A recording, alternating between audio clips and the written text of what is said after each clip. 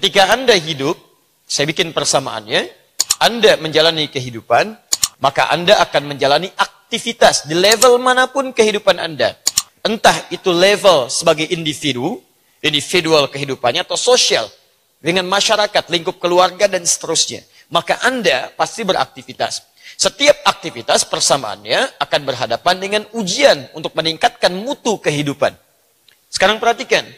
Jika Anda ingin merasakan nyaman, tenang saat menghadapi ujian ini, berupa tantangan ini, saya tidak suka menyebut dengan hambatan, karena Allah menurunkan ujian bukan untuk menghambat hidup kita.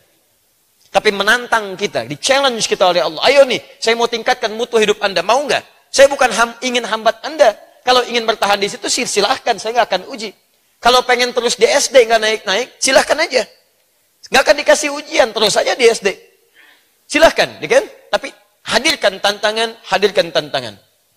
Ini, maka cara menghadapi ini, wabasyiris sabirin, hadapi dengan sabar.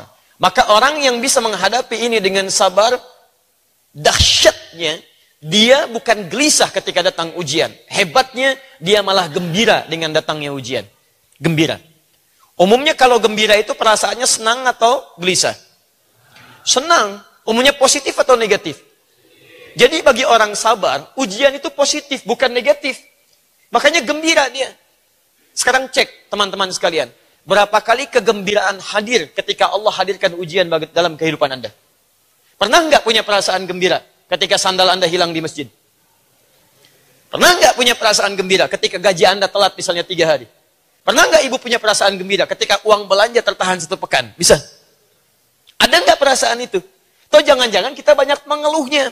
Padahal ketika Allah menguji, lihat persamaan Qur'annya. Mustahil Allah uji pada hamba yang tidak sanggup menjalani ujian itu. Quran surah kedua, ayat 286. La yukallifullahu nafsan illa wus'aha. Perhatikan persamaannya. Makanya Anda turunkan beberapa turunan Qur'annya, supaya bisa kita pelajari dan terapkan dalam kehidupan. La yukallifullahu nafsan illa wus'aha. Allah tidak mungkin memberikan ujian di luar batas kemampuan yang diuji itu. Jadi kalau Anda diberikan ujian oleh Allah, itu artinya Anda mampu mengatasinya. Karena Allah tidak akan mungkin menurunkan ujian pada yang tidak mampu. Silahkan cek, mau ujian ringan, Anda mampu. Alhamdulillah. Anda ujian berat, pasti mampu. Sangat berat, Anda mampu. Jadi kalau Anda mendapatkan ujian sampai malam ini, misal, Anda punya masalahnya berat, luar biasa. Itu tandanya, cuman Anda yang mampu di sini. Yang lain tidak mampu. Makanya yang lain tidak diuji. Cuman Anda. Tidak diberikan pada Adi Hidayat. Tidak diberikan pada si fulan. Tapi pada Anda. Karena Anda yang dianggap mampu. Allah yakin dengan Anda. Kenapa Anda tidak yakin dengan diri sendiri? Makanya ketika seseorang dipercaya oleh Allah, dia akan bahagia. Anda dipercaya oleh ustaz saja, gembiranya luar biasa. Kenapa Anda tidak gembira ketika dipercaya oleh Allah Subhanahu wa Ta'ala? Dia nggak usah mengeluh. Ya Allah, kok saya? Why me? Why not? Kata Allah. Kenapa tidak? Ya? Jelas ya? Ini konsepnya teman-teman sekalian. Di sekarang kalau dapat ujian, bahagia atau tidak? Luar biasa. Alhamdulillah. Alhamdulillah ya. Jangan mengeluh yang di luar. Kalau suasana dinginnya beda dengan yang di dalam. Ya kan? Tapi belum selesai bahasan kita. Jangan mengeluh kalau ada persoalan. Cari solusinya. Bagaimana caranya bisa bahagia? Karena tidak setiap orang yang diuji bisa bahagia. Rumusnya, jadi orang sabar. Nah sekarang, saya mau turunkan dulu sebelum bahas tentang sabar. Karena ini belum dijelaskan seperti apa kita harus sabar. Ustaz, saya sabar Ustaz. Sabar. Tapi menangis gitu. Tapi tidak terlihat karena kebahagiaan dalam dirinya. Ya. Sabar pas, sabar. Sabar, saya sabar. Oh Masya Allah. Sabar, tapi merusak benda. Sabar, tapi membanting pintu. Sabar tapi mecahin piring, itu bukan sabar. Kita nanti turunkan beberapa penjelasan apa yang dimaksud dengan sabar di sini. Tapi saya simpan dulu penjelasan ini, saya pengen turunkan dulu begini. Sekarang lihat baik-baik.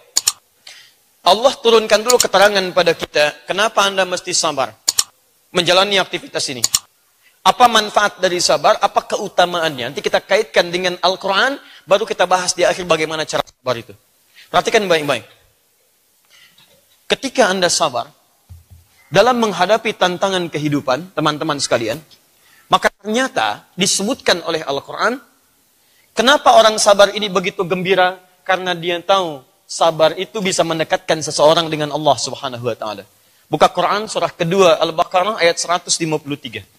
Paling kanan sebelah bawah. Ya ayyuhalladzina amanu ista'inu bis-sabri was-salah. Innallaha ma'as sabirin. Perhatikan baik-baik. Kalau Anda kembalikan ke sini, wabasyiris sabirin. As-sabirin. Berikan kabar gembira pada orang-orang sabar. As-sabirin. Di ayat ini, innallaha ma'as sabirin. Sungguh Allah bersama orang-orang sabar. Ma'a di sini ma'iyah, dekat artinya. Allah dekat dengan orang-orang sabar. Dekat dengan Allah. Masya Allah. Maaf. Sini. Seorang pimpinan mau dekat dengan atasan? Mau. Seorang ibu mau dekat dengan anaknya? Mau. Baik, mohon maaf. Jamaah umumnya ingin dekat dengan panutannya, dengan ustadznya, kiainya, habibnya, dan sebagainya. Pertanyaan saya, jika dunia saja dikejar dengan kedekatannya, siapa yang tidak ingin dekat dengan Allah Subhanahu wa taala? Saya tanya pada Anda, boleh angkat tangan. Siapa yang tidak ingin dekat dengan Allah? Boleh angkat tangannya. Dan saya suruh pulang. Karena mustahil Anda datang ke sini kecuali Anda ingin mendekat kepada Allah. Itu yang membuat Anda hadir di sini. Saya tidak pernah mengundang Anda karena saya umumnya tidak kenal Anda. Dan siapa Adi Hidayat di sini? Tidak, ini rumah Allah, bukan rumah Adi Hidayat. Siapa yang bisa meringankan langkah Anda sehingga Anda bisa menepikan aktivitas di malam hari ini? Anda bisa memilih untuk istirahat. Anda bisa memilih untuk refreshing. Kenapa Anda tinggalkan itu semua? Kalau bukan untuk mendekati Allah, mustahil ringan langkah Anda untuk ke sini. Sekarang perhatikan baik-baik.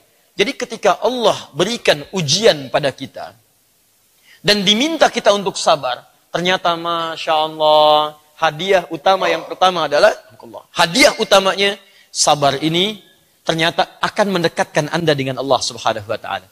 Jadi ketika Allah turunkan ujian kepada Anda, sebetulnya bukan ingin membuat Anda bermasalah, tapi akan mendekatkan Anda kepada Allah Subhanahu wa taala. Hei yang mau dekat, sini. Saya berikan ya, dengan itu dekat dengan saya. Dengan itu dekat dengan saya. Paham sampai sini? Kalau setiap orang diuji paham bahwa dengan ujian dia bisa lebih dekat dengan Allah, saya kira mustahil ada orang-orang yang menolak ujian itu. Mau dekat dengan Allah? Saya buat persamaan. Dekat dengan Allah sama dengan senang ujian. Ujian sama dengan masalah. Orang yang senang ingin dekat dengan Allah berarti dia senang dengan masalah. Pertanyaan saya, siapa yang ingin punya masalah? Boleh angkat tangan? Ulang, siapa yang ingin dekat dengan Allah? Boleh angkat tangan? Masya Allah. Turun, siapa yang ingin punya masalah? Anda ini nggak konsisten. Kalau Anda ingin dekat dengan Allah, artinya Anda harus senang dengan masalah. Karena jalan menuju Allah itu dengan masalah. Kalau nggak ada masalah, bagaimana ada pahalanya? Kalau tidak ada masalah, bagaimana membangun kedekatannya? Siapa yang ingin masuk SMP, dia harus dengan melewati ujian. Siapa yang mau masuk kampus, dia harus tes dulu. Mustahil masuk kampus kalau nggak ada tes untuk mengawalinya. Jadi artinya orang yang ingin masuk ke kampus, dia sudah siap dengan ujian dan tesnya. Paham? Baik. Ingin punya masalah atau tidak? Ayo, renungkan sampai malam nanti ya.